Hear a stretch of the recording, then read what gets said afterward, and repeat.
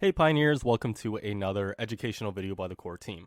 Given that we recently released a new design of the Pi wallet, the mainnet migration facilitated by the wallet was initiated, and Pioneers who have migrated to mainnet can now transfer Pi through their wallet, we are presenting a Pi wallet tutorial.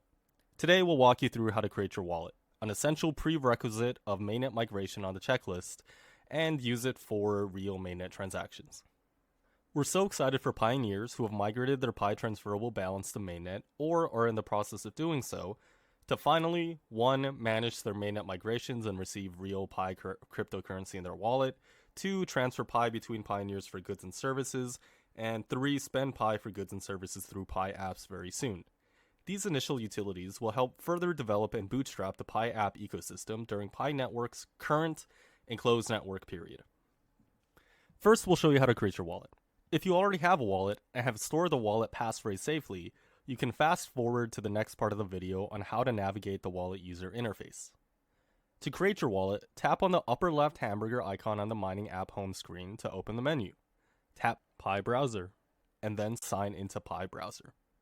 For the next steps to create your wallet, make sure that you've downloaded the Pi Browser, created by the Pi Community Company from the iOS App Store or Google Play Store.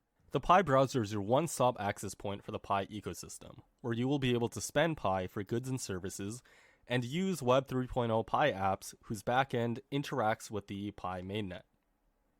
After opening the Pi Browser, you'll be directed here to this Pi directory page where important apps are listed for Pioneers to access.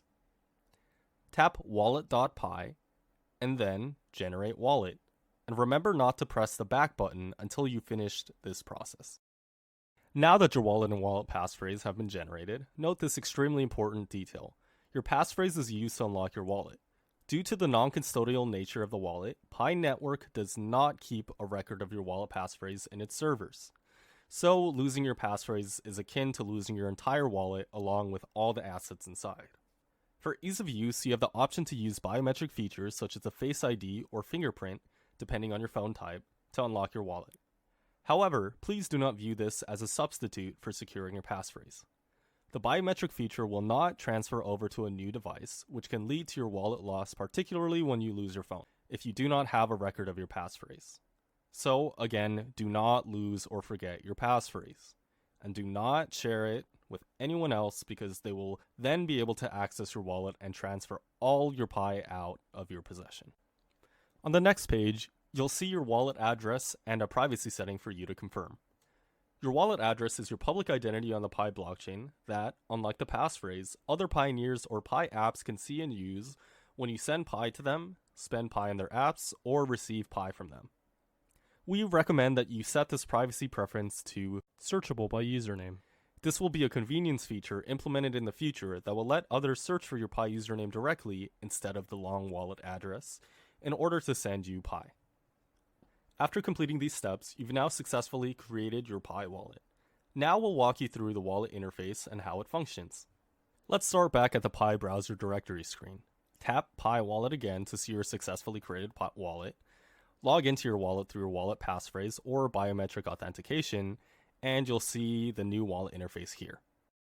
If you tap here, you'll be taken to a page where you can see the status of your biometric authentication and the passphrase of your wallet. Next, we'll show you how to receive and send Pi payments through your wallet. To receive Pi, tap here, where you'll be able to copy and share your public Pi wallet address with others. Again, while you can share your public Pi wallet address, please keep in mind to never share your wallet passphrase. Note that, like on any other blockchain, all transactions are publicly visible on the Pi blockchain. To send Pi, tap here. On this page, to send another Pioneer Pi, you can input their wallet address here, and then the amount of Pi you want to send here. It's that simple. Please make sure that you have the correct wallet address of the recipient Pioneer. Otherwise, the Pi you send will accidentally go to the wrong person. The minimum initial transaction fee will be 0.01 Pi per transaction. Users can increase the fee they pay if the blockchain is congested so their transaction is prioritized. Finally, to test out Pi transactions without using your real Pi, you can tap here to access your testnet wallet. This testnet wallet can only be used with test Pi, which has absolutely no value and only exists for testing purposes. It's frequently used by Pi app developers while testing various features of their app. Have fun! That's all for today, Pioneers. Thanks for watching, and we're so excited to see the Pi mainnet wallet's functionality in practice.